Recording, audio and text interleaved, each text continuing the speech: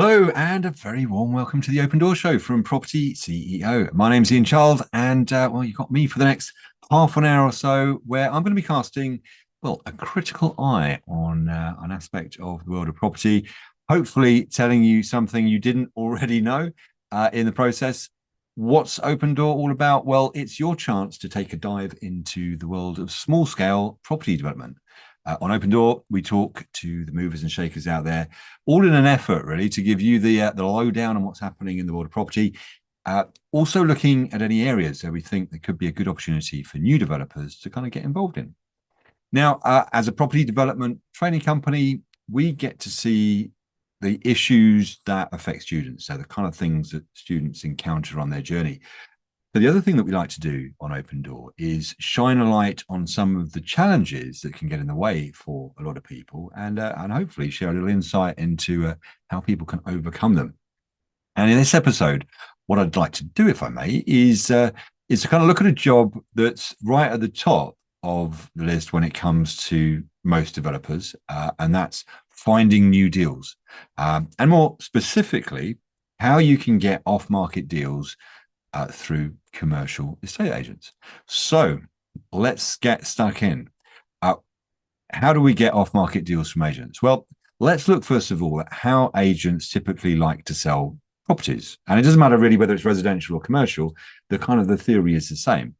And that is that once they've got an opportunity, so they're talking to the vendor, talking to the owner, they will then win the deal. And they'll sort out a kind of sales contract and so on and so forth. And then the agent will go straight on the phone to Arthur and Martha back at the office. And Arthur and Martha will go round, measure up, take some photographs, put together a lovely kind of brochure or PDF of their details. They'll then put that on their website. They'll put it in all of the property portals. They'll send it out to their mailing list. And so all of a sudden, now everybody knows about the property. And of course, they'll then start getting phone calls. People will go around and want to do viewings. Then eventually people will make offers, and one of those offers will be accepted and the sale will hopefully proceed. Now, that's kind of the default process for what happens at an estate agency. But that's not actually the preferred process. The preferred process starts and ends the same way. It starts with a conversation with the vendor and it ends with the sale progressing. But the bit in the middle is slightly different.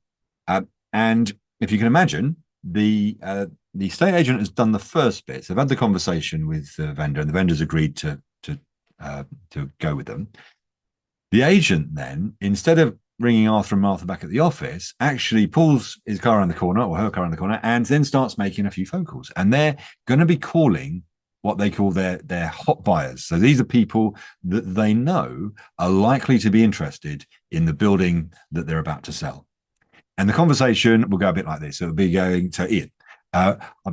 Great to speak to you. I've just wanted to ring you. I'm only talking to a few people at this stage, but I've got this great opportunity. Just come on. I think it's right up your street. As I said, only a few people involved. It'll be going on the market at some point later tomorrow.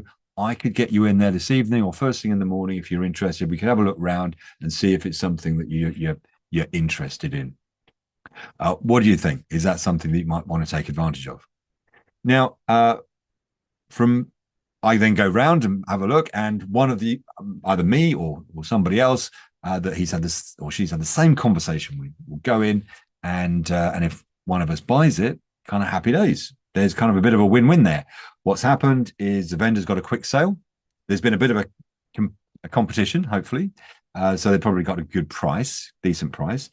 The agent's happy. They're going to get their commission very, very quickly because they've literally, not only have they sold it quickly, but they haven't done a lot of the legwork. Arthur and Martha, I didn't even hear about it. There's no measuring up. There's no photographs. There's no advertising. There's none of all that stuff. It's all just been done really, really quickly. And of course, I'm delighted. I'm absolutely delighted. I got to see an opportunity that possibly only half a dozen people actually got to see, whereas there is a whole load of other people. And these are the people that missed out. These are the people that were sat at home in their gym jams looking at Rightmove or Estates Gazette or whatever, trying to, waiting for these opportunities to come. And this opportunity didn't. Now, of course, If I don't buy it and nobody else buys it, then of course it goes back to the default process and then it appears on Rightmove, etc. But um, you want to be in the group of people that get those early phone calls. And you cannot rely on the fact that just because that particular opportunity meets your criteria, they're not automatically going to call you. They will probably automatically send you the email particulars along with everybody else if it gets that far. But you want to be one of the people that gets that early phone call. So the way we do that, it doesn't happen automatically. You have got to be front of mind with the agent. You've got to put yourself in a position where they think of you when that opportunity comes up, so you get those phone calls. Now, worth kind of contextualizing that, few things to bear in mind. First of all, the actual cost to the agent of doing that, of adding you to their list of hot buyers, is negligible. Let's be honest, they're making an extra phone call. But of course, they only want to make phone calls to credible people that they are confident are going to be capable of coming up with a decent offer and particularly progressing with it. You don't want people to make an offer and then it falls through down the line. So they want to be confident in that. So you need to have kind of passed that first test of appearing kind of credible. But the good news is, from their perspective, there's not another cost of them doing it. It's relatively straightforward for them to put you on the list. But you do need to have a relationship with the agent. Otherwise, yeah, that's not going to happen. There are loads of people on their mailing list. They could call hundreds of them. At the end of the day, they're going to call the ones that they think represent the best chance of selling the property quickly. And you need to make sure that you're kind of waving a big flag there and saying that kind of that's me. And you need to be front of mind. So how do you do that? How do you kind of get into that place? Well, you need to have a relationship with somebody at the agency, quite clearly, and it needs to be somebody relatively senior. So either it's kind of director level, maybe senior negotiator. Getting a relationship with the Saturday girl or Saturday boy.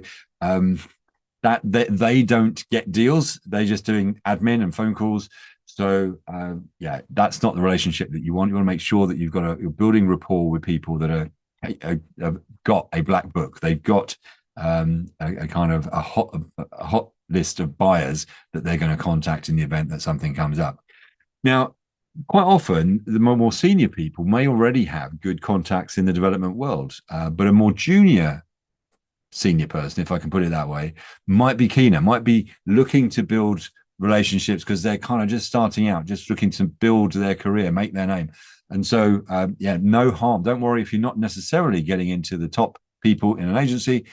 You can certainly make great inroads with perhaps even more enthusiastic people that are in the kind of the next tier down. The basic boxes you need to tick about credibility is obviously the branding side of things. Make sure you've got a website. Make sure that your elevator pitch, that how you describe yourself to agents and the way you represent your business is full of confidence. You know exactly what it is you're looking for. You're not kind of wishy-washy. I'll look at anything that makes a profit. You are absolutely. I'm looking for exactly this type of thing, and make sure that you're leveraging your team as well. You're going to have a team of professionals that are going to be delivering your projects. The architect, the contractor, the structural engineer, project manager, all of these people who have got all this experience, they're the ones that are going to be kind of delivering your project. So again, when we present ourselves to the world, we want these agents to kind of see not just us, but this broader team as well.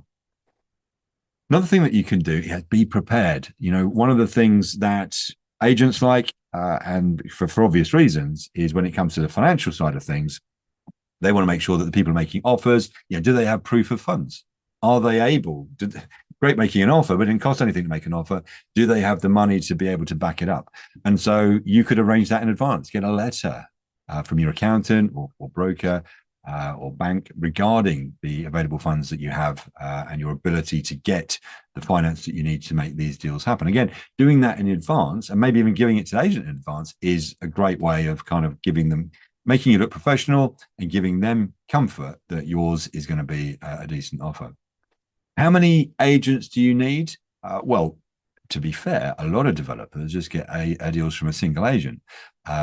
You're only looking for one kind of first deal. So you don't need to have this arrangement with many agents. And we talk about it being getting into an agent's black book. There's this sort of slightly kind of theoretical little black book of hot buyers, which has got a very few people in it, but they're the ones that they will call when they've got a great opportunity. That's where we want to get in. And you're not going to be able to build a relationship with everybody because you're not going to, it would be physically impossible. There's too many agents out there for you to be able to do this across your entire patch. But the good news is you don't actually have to. You can just do it with a few. Important thing to remember here is that people do business with people. So what you're trying to do is it's not about getting on an agent's mailing list. It's about actually building rapport.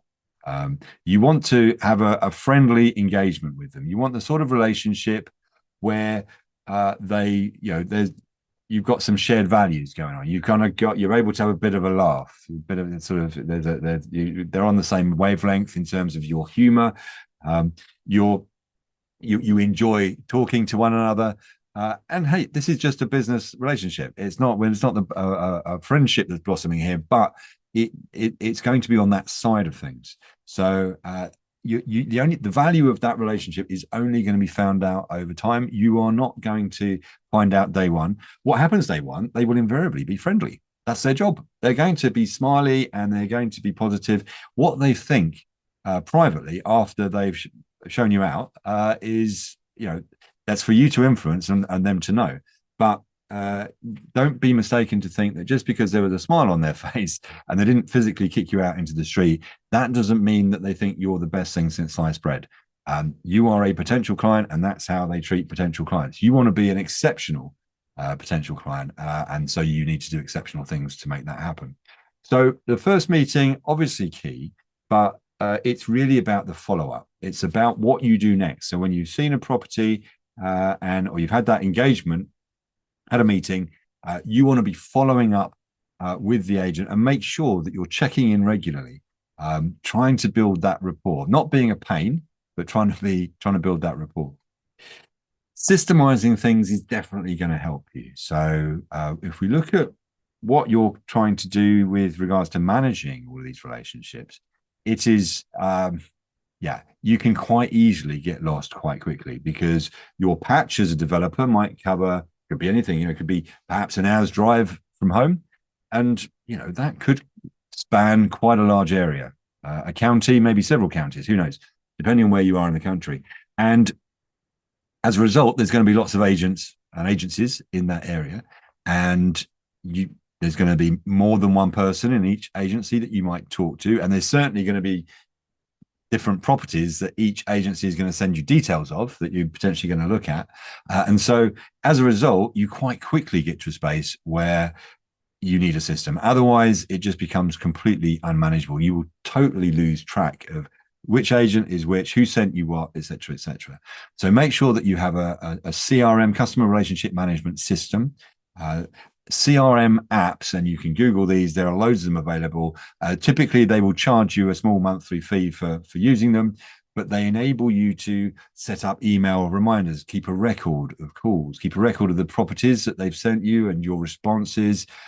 You can also note personal details about agents. So you're talking to so many, but how great it would be if you just had a chat with Steve, and you've made a note that Steve he's about to go on holiday to the Maldives. He's married with 2 kids. He's got a dog called Spot, and he supports Liverpool. Well, trust me, with all the other phone calls you're going to be making and other relationships you're going to have, time will pass by. You will forget. You may vaguely remember that he's got a dog, won't remember what it's called, but chances are you probably forgot everything. In your CRM system, you make a note of that. And then, of course, what you do when in 3, 4, 5, 6 weeks' time, whenever you have the follow-up call, you can just go straight back to your notes and see, Steve, that's the one with the wife and 2 kids going on holiday to wherever. And that you can imagine, you're having the conversation, you're able to kind of reference that, and they'll be thinking, goodness me, I made a great impression, didn't I, there? But of course, that makes them feel good. It helps build the rapport. And all you've done is just had a system for capturing that information. So you can use it really to your advantage. Definitely, when it comes to the follow-up, diarize it. So some agents like to be contacted very regularly, others very irregularly. Don't assume one size fits all, because you'll hack some people off and other people it just really won't be playing to your strengths. So make sure that you work out, I would say 3 to 4 weeks initially, and then kind of flex it and use your system to kind of log what works for whom, how often people like to be contacted. Also, obviously, the deals that come through, you can keep a record of those, the result, what you thought of them, what feedback you gave, and so on and so forth. Another thing that you might want to consider doing is taking a look at corporate entertainment. Corporate entertainment is something that, okay, there's corporate entertainment, there's corporate entertainment. Some corporate entertainment involves Wimbledon centre court tickets, trips to the Grand Prix and stuff. Very, very expensive. We do not need to do that. I'm not advocating spending a small fortune on corporate entertainment. It can be something much, much more modest. Even something as going for a coffee is effectively falls into this category. But it could be a lunch, it could be a golf day, it could be a kind of a race night, it could be there's a whole raft of things you could probably imagine that you could do. It could be just like a networking dinner in a nice local restaurant. You could join forces with somebody else, like with your, perhaps your architect. And so kind of you're putting yourself in a place where your brand, your business is then elevated to the same level as theirs.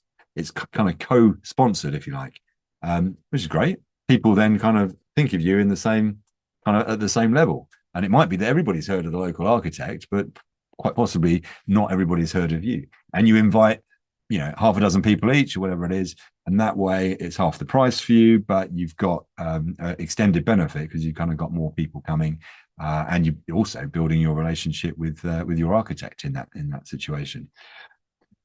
The reason that this works was this severalfold. First of all, agents like corporate entertainment. There is I suppose most people do. Let's be honest. What's not to like about it? But it is something that goes a long way. Those people work hard to get the jobs that they do, get to make their business work, and so to be able to have these little perks of the job where you get invited out by people. That's something that very often goes down well. Again, this isn't some sort of bribe. This is just basically what we're trying to do here is inviting them out on effectively a social event. And that's the key point, that when they're in a work mode, they are in work mode, even though you'll talk about, what happened in the football, about the weather, about something in the news, you'll have some chit chat as you do when you meet somebody, if it's for the first time or you're catching up or whatever. But ultimately, if you're on a viewing or you're meeting them in their office, that's work. Here, it's not work. It's downtime. Of course, they'll be professional, and you'll be professional too. But the point is that there's no expectation here that it's going to be all about all about work stuff. So they let their hair down. You let your hair down. You have a chat about other stuff, and that's the perfect place to start building rapport. You just kind of open up, and you know what it's like, just social chit chat, and you kind of get on with people, and you start building that kind of those relationships that are going to put you in a place where you are more likely to get that call, because of course you'll be reminding them. We are never going to be saying, well, I'm going to invite you on this providing that you give me a call. We're just going to do it speculatively. But the message is going to be loud and clear. Is the reason that you're doing this is because you want to work with these people, and obviously you're confident that they'll be able to find some great deals for you, and you're prepared to do this in an effort to help build the relationship, and that's going to be respected. And there will be plenty of your competitors, particularly other developers and certainly other new developers, who aren't doing this. So you're going to be have a significant advantage. Again, you can't do this with everybody. You don't want to do this with everybody. You want to make sure that you're kind of nailing it down to those key individuals that you kind of get a good vibe. When you first reach out to them, when you first meet them, you think, here's somebody that I gel with, that I can sort of feel the rapport is starting to kind of build already. because that's where you're going to be kind of the most successful. And that way, you don't need to try and do corporate entertainment for everybody. You're really zeroing in on the people that are going to make the biggest difference. Now, one of the things to just bear in mind here is that when you meet agents, particularly for the first time, they're going to give you potentially some deals. They'll go, oh, I've got something that ticks that box that what you're looking for. And of course, because they've just met you, it's not going to be something that's just come on the market. It's likely to be something that's been around the block a few times. It's sort of stuck in the drawer. They haven't sold it. No one's bought it. And so guess what? It's probably not the best opportunity.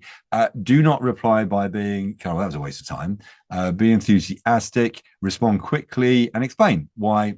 Yeah, thanks so much for sending that through really quickly. I really appreciate that. Yeah, in theory, exactly the sort, ticking a lot of my boxes.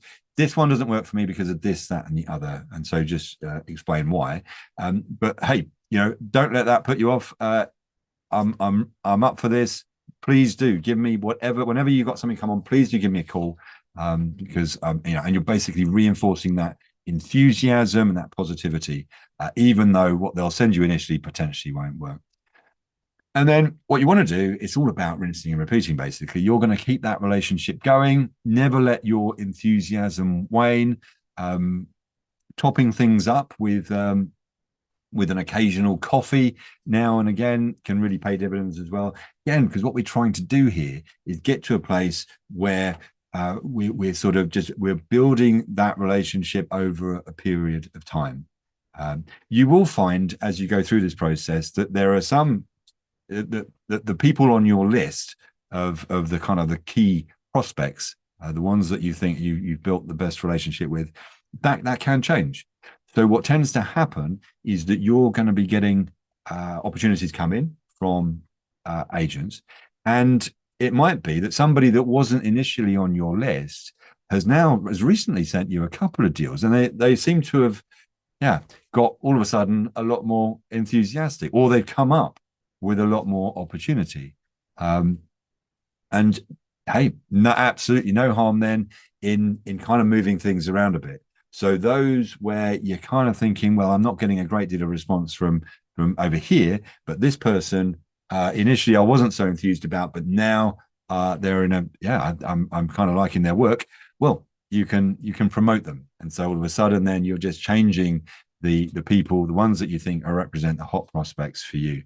I can't over egg the importance of systemizing what you're doing here.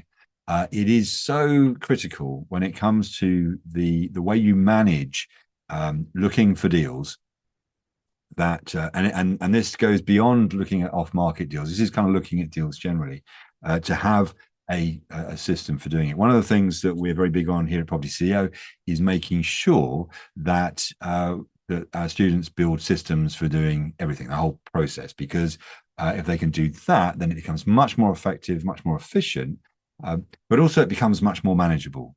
Your challenge here is that, of course, you're dealing and looking at lots of different projects and opportunities, and the more irons you have in fires, the more people you've got a relationship with. And of course, they will all have CRM systems, so they will all know when you get a call from Kate, who works for is an estate agent, and Kate will see from her own CRM system that she sent you, 2 deals last month and another deal this month, and she gave you a phone call about another deal.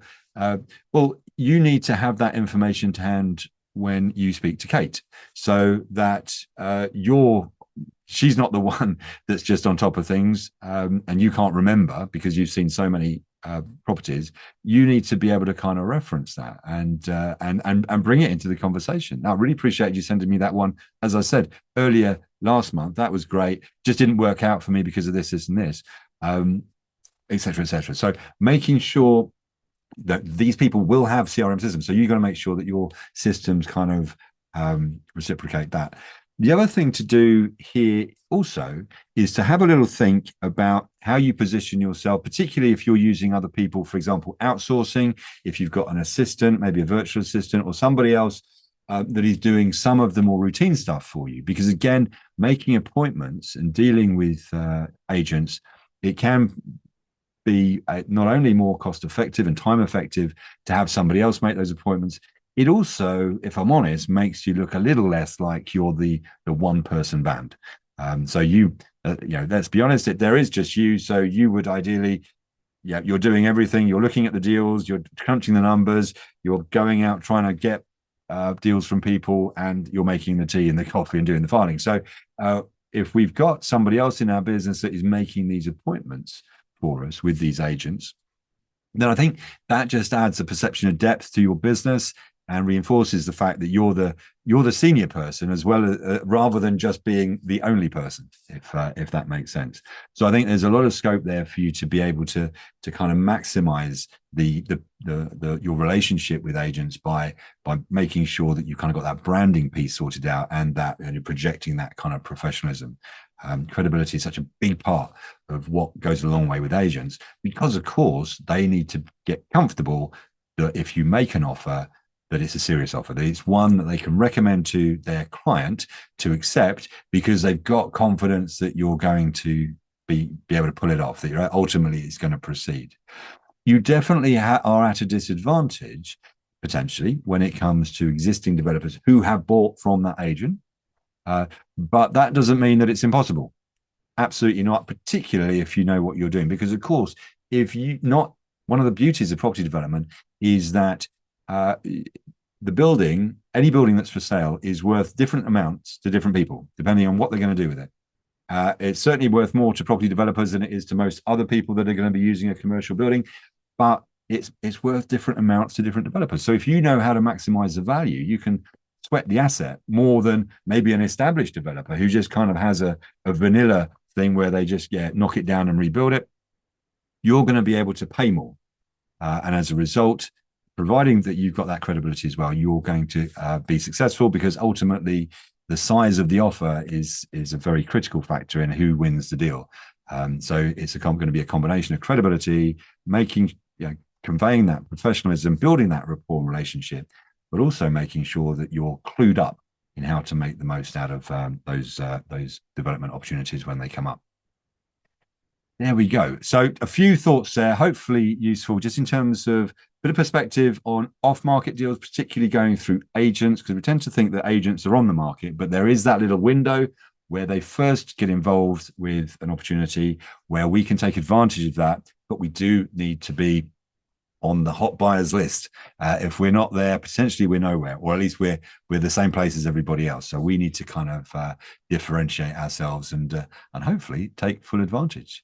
So that's about it for this episode. As ever, it would be great to hear what you think. If you've got any ideas or comments on that, please do put them in the comments below. If you're interested in finding out more about small-scale property development, we've put together a free pre-recorded training session, which tells you what it's all about, how you can get into it. The link that you need for the free training, propertyceo.co.uk/SFR, where SFR stands for six-figure roadmap. Basically, we'll show you how it's possible to make six-figure profits from those kind of smaller development projects. Hopefully, you've enjoyed this episode of Open Door. If you did, it would mean a lot if you would be kind enough to hit the like button. And of course, if you hit subscribe, those wonderful people at YouTube will make sure you get alerted each time a new episode is released. That's it from me. I look forward to seeing you again very, very soon.